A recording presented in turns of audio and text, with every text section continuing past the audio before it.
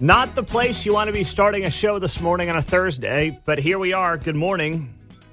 Happens far too frequently in Kansas City, and that is another shooting death, this time of Sean Brady, of Brady and Fox, 63rd and Rock Hill, right in Brookside there.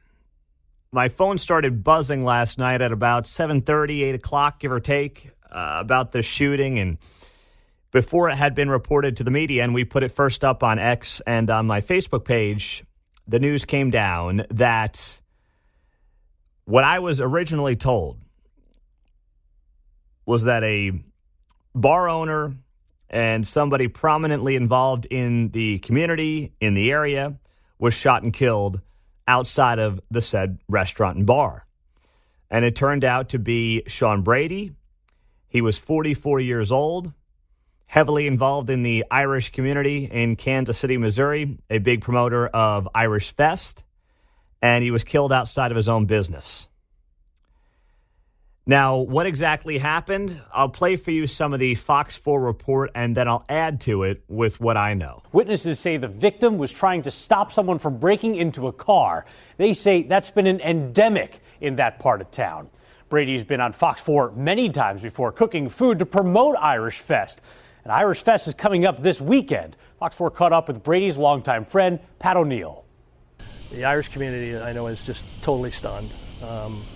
He was a really beloved figure in our community. He was a native of Tipperary in Ireland and just a generous, do anything for anybody kind of guy. And so we have a lot of us just, again, stunned, crying, angry, wondering why, what for. Understandably so. Now, what I can add to that report from Fox 4 is that not only was Brady trying to prevent a carjacking, he was trying to prevent a carjacking, from what I've been told, of his own vehicle, which was a Kia. And we know that those Kias have been targets in major cities. St. Louis has dealt with it. Kansas City has dealt with it. Heck, there's groups of young thugs that run around town as the Kia boys, as they're called. And what do? They steal Kias. And what is the response from St. Louis and Kansas City? Sue Kia! That's right. Not go after the criminals who are stealing Kias, but, we got to just take care of Kia. Because obviously the corporation is always the big bad bear in all of this. So we know this has been a problem. I mean, heck, there was that town hall less than 2 weeks ago for Waldo and Brookside residents to come out and to express their frustration and exasperation with increased crime in the area. And when we think about crime in Kansas City and when, we talk about it, obviously what gets the most amount of attention is what? It's homicides. But for far too long, you have these communities, which are prominent communities, obviously, we all know this, in Kansas City and the entire region, where people own homes. They own homes for hundreds of thousands of dollars. They've got kids in school, and they're productive citizens in society. And now they're living in communities where they don't feel safe, where they're dealing with carjackings and muggings and everything else on a far too frequent basis.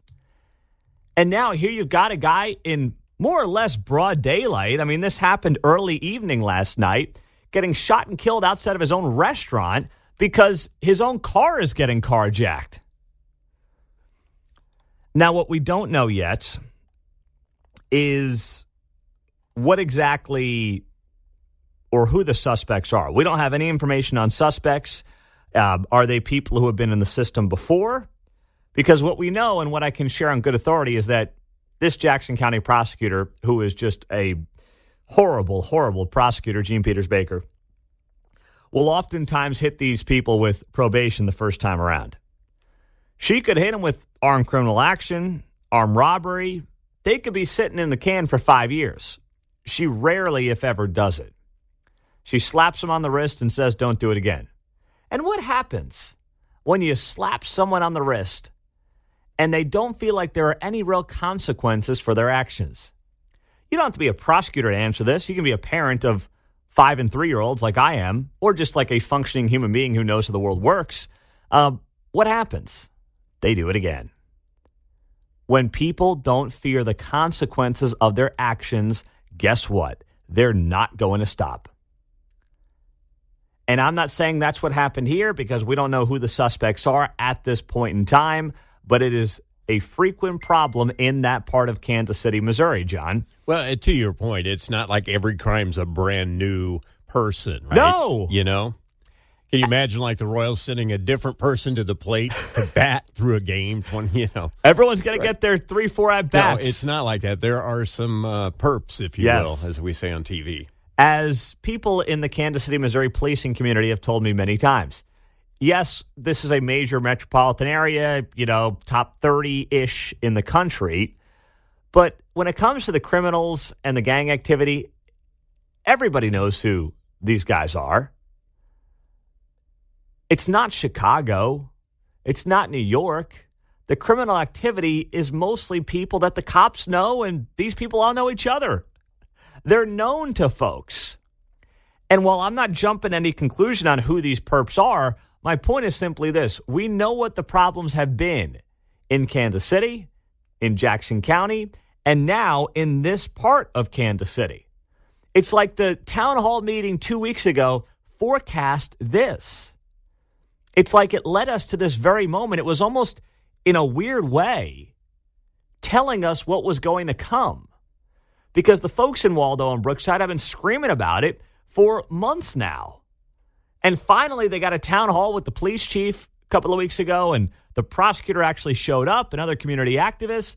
And what happens within a couple of weeks of that? You have a prominent chef, prominent bar owner, Brady and Fox, getting shot and killed because his own vehicle is getting carjacked in the process.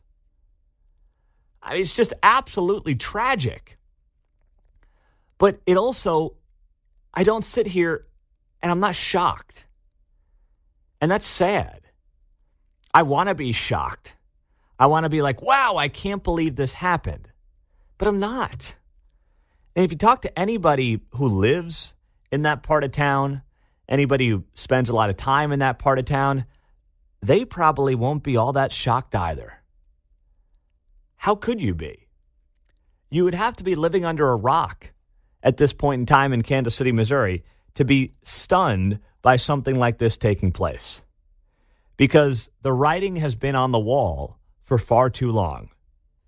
And it was only a matter of time before something like this, of this kind of prominence in that community, actually took place. And now here we are having to deal with it, discuss it, and react to it.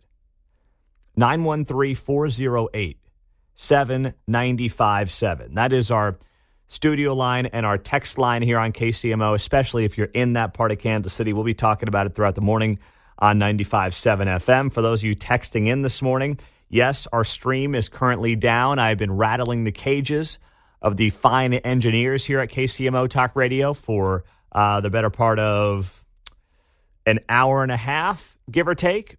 The first thing I do in the morning when I wake up is pull up my stream and listen to this radio station in my home. And it has been down for the last hour and a half to 2 hours. So we are taking care of that as quickly as we can. In the meantime, we're still there for you on 95.7 FM and 710 AM.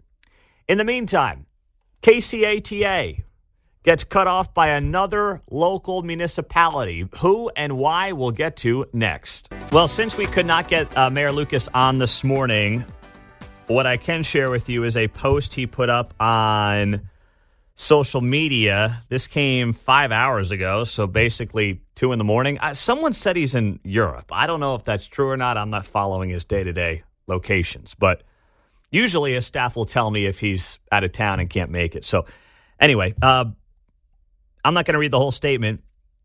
In Quentin Lucas fashion, it is a robust statement, but I will share with you the highlights here. He said, like many in our community, I'm heartbroken to learn of the death of Sean Brady. This is the man who was killed last night. He's the bar owner at Brady and Fox in Brookside, and his vehicle was getting carjacked. He came outside, tried to interrupt it, and he got shot and killed. Mayor Lucas writing here, I've met him, laughed with him, heard just a bit of his and his family's story and was inspired by the business and the community he was building in Kansas City. I grieve for and express my sincerest condolences to his family and all who knew him. He said more distress comes in knowing how he died, due to violence arising once more in our community. Said for months, community members have cried out for a response from institutions, including our police, our electeds, and our county justice apparatus. And all with some role in making things better, explaining that a failure to address would lead to more violent criminal activity. You have heard from us many reasons, but none are sufficient. Then he says, serving as the lone person on both the Board of Police Commissioners and City Council, I apologize personally to all those who have fallen victim to crime, regardless of severity, during this clear wave we are confronting. I will respect the murder investigation as it proceeds, as I do all others, and will not speak ahead of it about suspects' identities or their histories, if any. I will, however, make the following clear. We need to return to a policy at KCPD where we arrest for all criminal state law and ordinance violations posing a threat to public safety. That's number one. Okay. Step in the right direction, but that's a 180 from where the woke left was in the wake of George Floyd getting killed, when it was all about how criminals are actually the real victims here, and we need to stop arresting people for low-level crimes because we can just, fix them. Instead of putting them in jail, we're just going to fix them. You see, we'll slap them on the wrist because they're the real criminals or they're the real victims of society, and we should not treat them like the criminals that they are. That's just, generally speaking, for Democrats, that's a total 180 from where they were 3-4 years ago. I like that from Mayor Lucas. I'll give him that, but it's a total 180 from just a couple of years back. Number two, acknowledging the very real personnel staffing challenges we face. And we have to work with KCPD to best deploy officers to increase patrols in areas reeling from ongoing criminal behavior. He's right about that too. But once again, you have an entire political party, half the country, that trashed this profession for 2 to 3 years. You have KCPD, the men and women who wake up every day to keep our community safe and wonder whether or not their city council, and the prosecutor's office has their back. Look at Eric DeValcanair. We just talked to his wife, Sarah, earlier this morning. He's sitting in a prison cell right now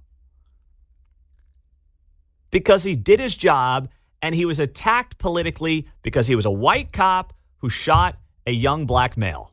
That's it. Who, by the way, was armed, despite what other local media tell you.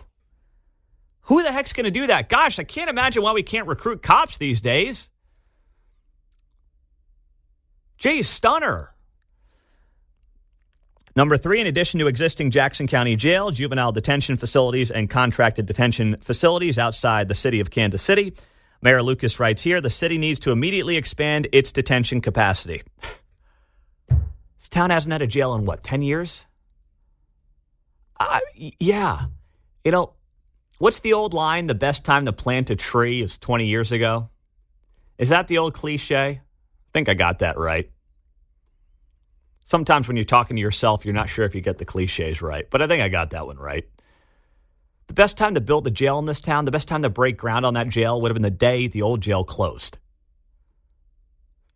That excuse from the prosecutor's office and from any other politician in this community is the worst excuse ever. Well, can't arrest the criminals, nowhere to put them. Get the jail done. Do it now.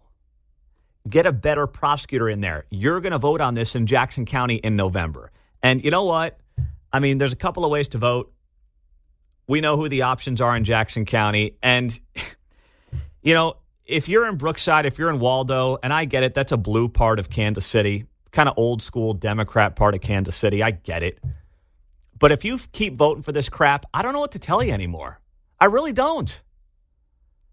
I get it. You're institutionalized as old school Democrats in certain parts of town to vote for Democrats. I understand that. But at what point do you wake the hell up and smell the roses? How many decent people and business owners need to get killed in this community before you say, maybe this isn't working? Maybe I need to try something new. Take the R and the D out of it and just have a little common sense and say, I'm not going to keep doing what got us here. But if this is what Brookside and Waldo do and just vote straight down the ticket, do some ticket splitting. If you want to vote for Emmanuel Cleaver in D.C., fine, whatever. But my goodness, when it comes to prosecutors, look at the other option. Do yourself a favor. Do your neighbors a favor, for crying out loud. Jared in Liberty, I got a minute, Jared. Go ahead. Hey, Pete. Went to the Blue Valley Homeowners Association on Monday night, talked to the police, the jail. I guess I didn't realize how bad that was. But a lot of those people don't speak English as a first language, and I would tell you their lives would be demonstrably happier with speed bumps and homeless encampment enforcement, breaking those up.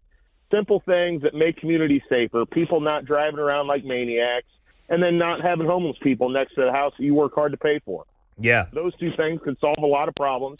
The cops are spread entirely too thin, and they said it's the guys it was the 10-year-olds stealing cars in 2015 that in 2024 are shooting people and breaking into people's houses because they never got punished when they stole a car and went joyriding 10 years ago. Thank you, Jared. I got to run, buddy. I appreciate it. Thanks so much. Another city says, yeah, we're good, KCATA. We're going to pass on your services. Thanks, but no thanks. We're out. We're done. See you later. Sayonara. The city of Blue Springs is planning to drop KCATA. That's right. That is now the fourth city that has decided to not re-up its contract. KCATA confirming yesterday that Blue Springs has chosen not to renew the contract for the bus services as they cite increasing costs. The service will be ending October 6th of this year, so just over a month away. And, we'll see what the city of Blue Springs decides to do in place of that. But the city cited a couple of things that I can't blame them for. The cost for the service increased from $73,000 in 2022-2023 to a proposed $123,000 for 2024-2025, without much justification for the increase, despite what they say are repeated requests. Here's what they add. The best ridership data that was provided was that the route was averaging 6 round-trip users. The city of Blue Springs says, while our research showed less, even those numbers amount to about $20,000 annually per rider. But it could not be confirmed that these were even Blue Springs residents. The city council made the decision to transfer these funds to another public transportation system. Our OATS contract for senior and disabled transportation services that is being heavily utilized by our residents. So that's the statement from the city of Blue Springs, and who can blame them? You can't. KCTV5 had a report on this, and here's part of what they had to say. As Blue Springs joins other metro cities in removing Ride KC, KCATA says federal money from COVID relief is used up. It's no longer there to help support the contracts. So making up for that loss of money has to go back to the local community to cover that. So that's part of the reason for the increase. Rides without any cost add to the impact too. So what you heard there from one of the deputy CEOs of KCATA is that the COVID money dried up, therefore they have to pass on the costs to the cities, the municipalities around Kansas City, Missouri. Well, that doesn't make any sense. So what were the costs pre-COVID money? It's not like COVID money's been around for all that long. COVID money was around for 2 or 3 years. So I will ask Mayor Lucas coming up at 7:30 about that a little bit and figure out where exactly they thought this money was going to come from, because it doesn't make a whole lot of sense. And blaming, COVID relief, and we had COVID money and now we don't, so you got to pay your bills. No, let's not forget, you guys decided to offer up free bus fare. And in part, yes, you used COVID money, and then you hoped in the back end that basically the surrounding cities would bail you out on this ridiculous idea that nobody likes outside of the homeless. That's it. I mean, working stiffs who just want to get a safe bus ride to work are not fans of this free bus fare because they've got vagrants and homeless folks. The drivers don't like it. Find out and go around and ask how many drivers like free bus fare in Kansas City. It's been horrible for everybody. Outside of the politicians who can go around the country and talk about how great free bus fare is and how we're doing so much, for the working poor. In the meantime, you've got thugs and vagrants hanging out now on the buses, and you've got bus drivers who don't even feel safe to do their jobs anymore. So I wouldn't call that a big win or a big success. But part of the reason they had to implement the free bus fare, let's not forget, is because, they had this streetcar that was free. And having a free streetcar for a bunch of hoity-toity folks downtown, that didn't seem fair when you had working stiffs paying a couple of bucks for a bus ride. So instead of saying, you know what, you're right, we probably should put some kind of fare on the streetcar, they said, no, everything's free. It's kind of like the old Oprah meme. You get a free car. You get a free bus ride. Everyone's riding around town for free. That's what they elected to do instead. Why? Well, because if they had charged for the streetcar, first off, it would have been tough to implement because right now you just walk on, you walk off. But on top of that, a lot less people would ride it. It's kind of a cool novelty thing if you're downtown or you're from out of town. Oh, cool, I'm on a streetcar. It's there. It's available. You paying for it? Most people probably aren't. It's not really mass transit. It's a toy trolley. But they didn't want to charge for that because they didn't want their perceived ridership numbers, which I believe are goosed, to go down. So it's like, we got to make everything free. And then we can pitch it as helping the working poor. Well, the working poor don't like it. The bus drivers don't like it. And now you've got cities around the metro saying, KCATA, we're out, we're done, we want no part of it. See, this is kind of how the city does things. It's got nothing to do with the current administration. This is a big history. Oh, yeah. So we've built what we call I call it the tourist trolley, but, we built the streetcar. But it basically goes in a straight line. It'll have another link to Midtown, so it'll go a little further, but it's still kind of in a straight line north and south, right? Well, now that we've set it all up, basically, when you're in New York or Chicago, you pay before you get beyond the gate then to access the transportation. It would be difficult now to charge. You're not going to taking nickels at the door there. I mean, it'd take forever. How are you going to do it? Yeah, exactly. Right? But you haven't set up the infrastructure for stations, quote unquote, if you will, to get onto it. So, I mean, that's going to have something to be rebuilt, even if they go to the idea. They can't really pull it off at this point. You're right. We're talking about retrofitting something once again, possibly. Yeah. I don't know how you would do it. Have a station collector at each stop? That would take forever. Would we need a wall or a fence? That's cost money. Exactly right. It would. And I will give credit where it's due, though, because as much as we rag on Frank White for doing a terrible job as the Jackson County executive, his son runs the KCATA. And Frank White III, to his credit, has been saying since late last year that they need to bring fares back to the buses. The politicians have been pushing back on it. But Frank White, the CEO of the KCATA, has been asking the Board of Commissioners for permission to start reimposing a fare system in 2025. He knows that this has to change.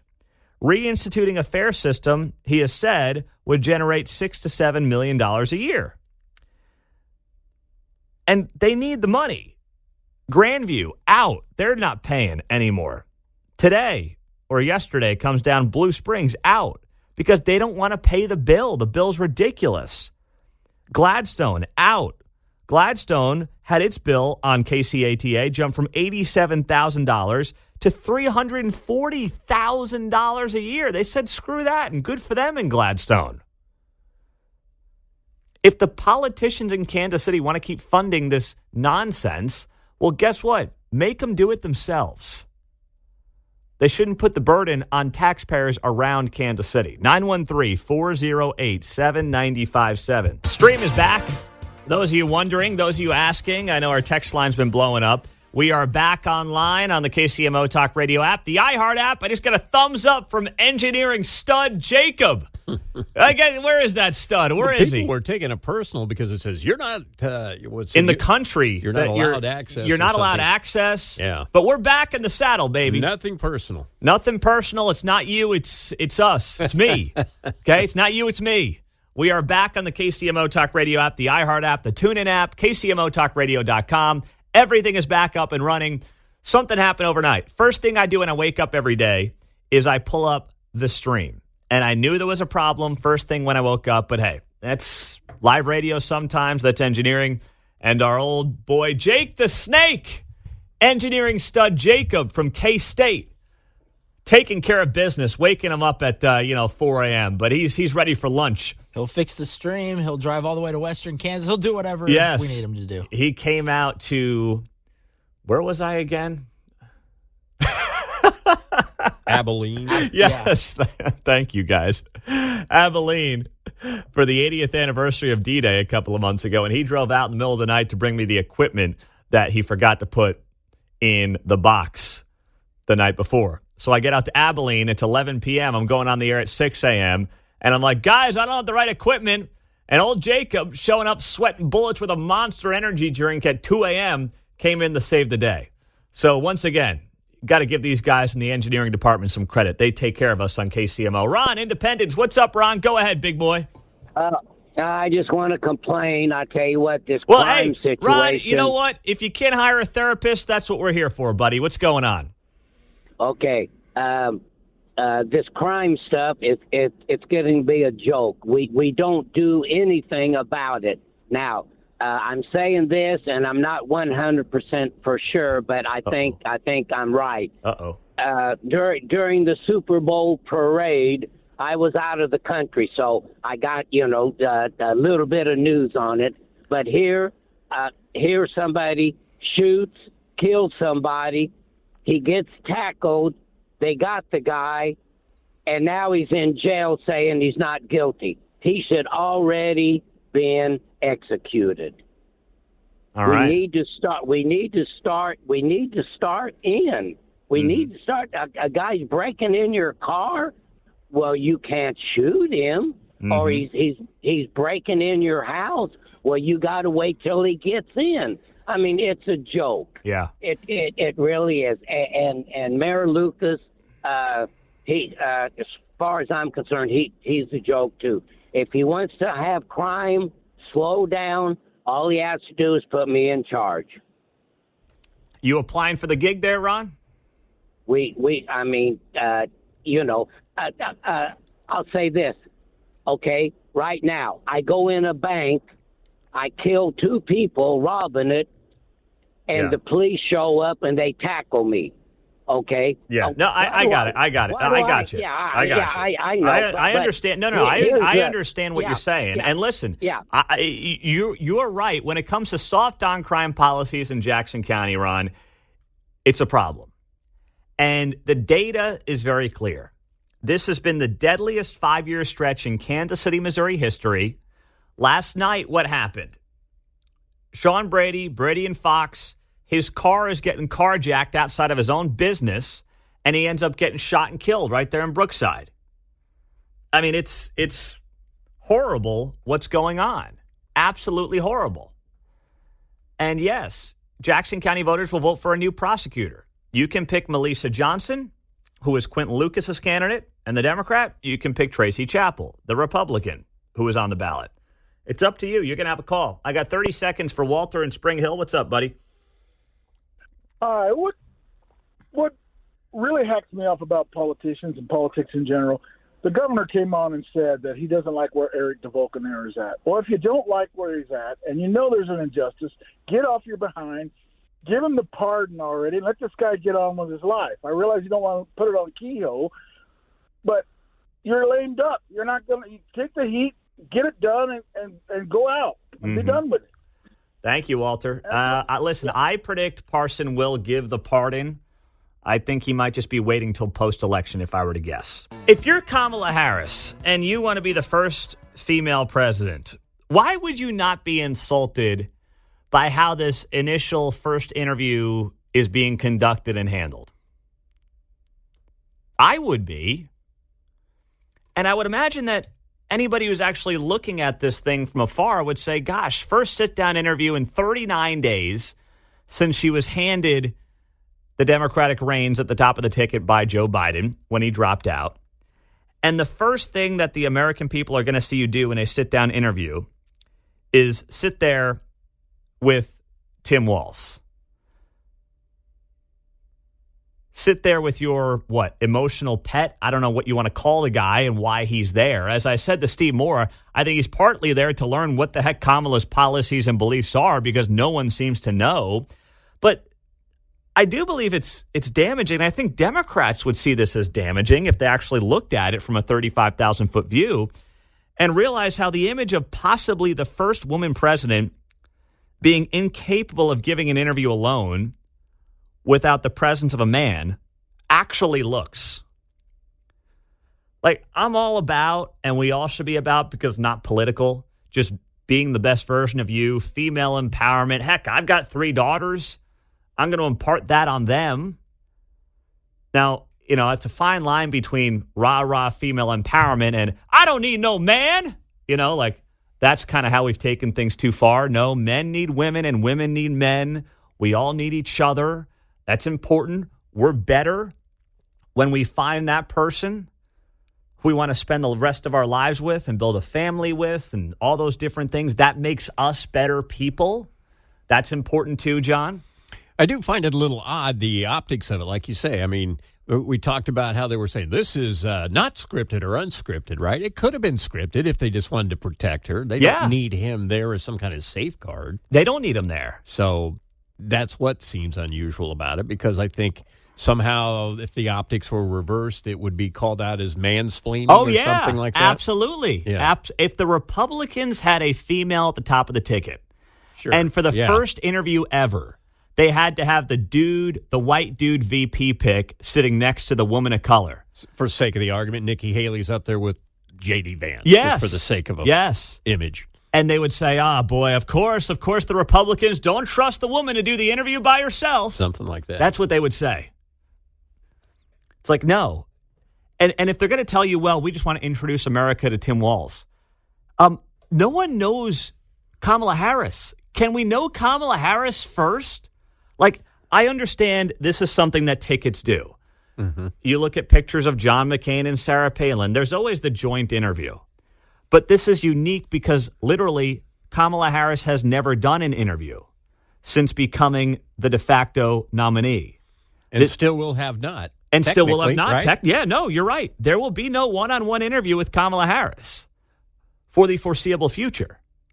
So this is not like, hey, Kamala's done 10 other interviews and now she's sitting down with old Tim here for a little get-to-know-each-other kind of a deal. In theory, she would be the one, bringing him along, yes, right? Yes. That's the way you would want that structured. Let me get you guys to know Tim. Now you know me. You know me. Here's Tim. Yeah. Let's get to know Tim, and then we do a little rah-rah, softball deal with CNN or whatever.